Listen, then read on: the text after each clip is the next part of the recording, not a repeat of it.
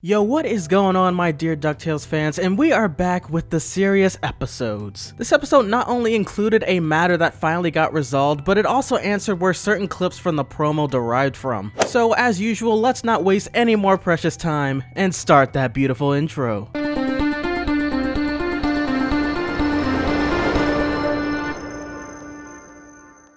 So to begin into today's episode, a storm in the midst of Duckburg is immediately addressed from the beginning and turns out to be mostly affecting the McDuck mansion, which causes Miss Beakley and the rest to stock up on food and certain valuables around the house, and also causes Miss Beakley to once again get frustrated over people obviously ignoring her advice. You said we should have plenty of food we won't get sick of.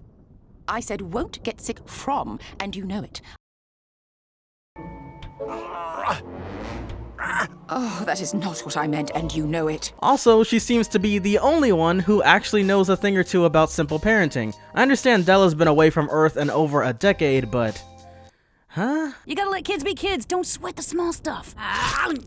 Is this your parenting strategy, or things you read off a bumper sticker? Honk if you're a great mom! Honk, honk!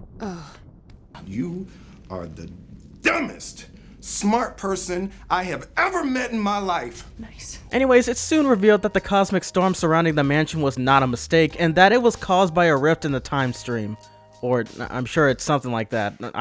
I'm literally just trying to sound intelligent, okay? This was explained by a clone of Gyro, or at least possibly the original Gyro. The episode didn't specify if he was a clone or not. But at the same time, whenever Gyro appeared at the scene, he did say to himself that he was making clones of himself. Plus, we also have to consider the fact that he was the only one before being blasted by the time storm holding a clipboard writing down data. And I really doubt that he would be the one sitting down adjusting his bow or simply sipping out of a shake. And surely the time Foom would have chosen the real Gyro to experience the time traveling. Now, another thing that I wanted to discuss about this scene is how Gyro was seen within the promo using his army of clones, and it must be soon because we're just a few episodes from the finale. Now, if I were a betting man, I would bet on the finale this clip came from because the next episode just seems to be about Glom Gold, so yeah. By this scene, there's also how Louie was revealed to be the one who borrowed Gyro's time tub in order to return lost riches. Even though right off the bat you can clearly see that it was all baloney and Louie was stealing treasure that was meant to be found by other explorers. The first person he steals from is a cave duck who strangely manages to withstand traps much like another certain person. But anyways, he gets transferred back to the future after Louie takes the treasure with him alongside with Launchpad. And Huey, Dewey, and Webby soon learn how much different he was as opposed to how primates were historically known to behave. Something that nearly drives Huey to the edge since it made his research seem obsolete in comparison, with the cave duck eating processed foods, riding a dinosaur, riding a freaking skateboard, playing guitar, and a whole lot of other advanced crap. And I guess I might as well get it out of the way, he's practically the ancestor of Scrooge McDuck, which made perfect sense with him being smarter and sharper than expected. But even though Huey himself witnessed all of this, it's too bad it didn't stop him from failing his historical woodchuck journal entry competition.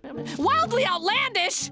Some people just aren't ready for the truth. Now, back to Launchpad, who I believe after this episode is one of the most loyal and amazing at keeping secrets. Really shocked how throughout the entirety of the episode, Launchpad not once snitches on Louie despite the chaos he clearly was causing. He even went as far as helping Louie go back in time to return treasures back to their rightful place. In the end, it took until Della finally came along to realize the culprit causing the time foom was Louie. And through it all, Della finally stood her ground and attempts to teach Louie about irresponsibility in one of the most ironic ways possible. I said I was sorry! You took off in that contraption without thinking about the consequences or the people you would hurt.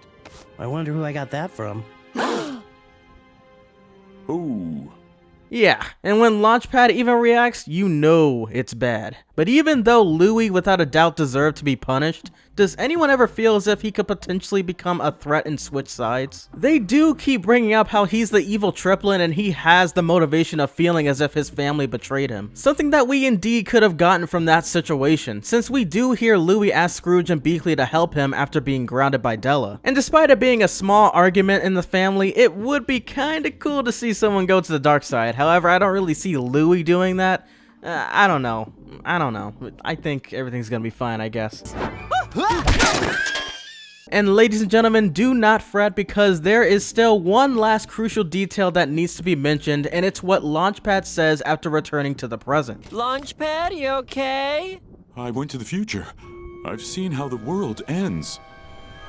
It was neat. See you there soon. The significance of this quote wasn't the fact that he apparently saw the world end, but rather that he says, "I'll see you there soon." And coming from my personal opinion, I either believe that Lunaris is actually successful in nearly destroying the Earth, or maybe there's a threat even bigger than Lunaris in Season 3. Because, I mean, they already made a Season 3, so why would the Earth be destroyed in Season 2? But I swear, Launchpad is the Seuss of DuckTales, saying random, influential, and noteworthy lines to further his goofy yet mysterious character. He also did something similar to this back in Season 1, claiming that he had to save his old girlfriend from, I believe, a pack of ninjas, while literally no one took this man seriously. I was just gonna swing over and visit an old girlfriend from these parts. See, she's had some problems with the local crime family Yes, and... fine, whatever. 1 hour. I'm coming for you, Z.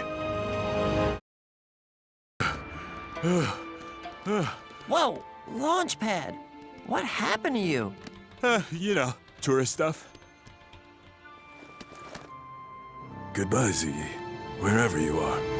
And obviously they're not going to bring it back up in Season 2, but hopefully in Season 3 they're going to be having some adventures with Launchpad and ZE or something, because I really want a backstory on that entire thing. I know it was probably I guess a one-time joke, but it would be kind of interesting to see Launchpad as a ninja. Now, this analysis has officially been complete, and the episode was something that needed to happen. Not only because we, the audience, was teased about Gyro's time tub earlier this season, but simply because it was about time that Louie Inc. was put to an end, and he also finally had gotten grounded for once. I'm curious to see what's to happen next in the rest of the season, because not only am I incredibly behind, but I just want to see how Glomgold attempts to take over the mansion and bring the villains together. Like always, my dear audience, like this video if you enjoyed this analysis. Stay tuned for more, even if you have already seen these episodes, cause perhaps you could still learn something new. Subscribe if you haven't been to this channel before, and I will see you lovely people in the next one.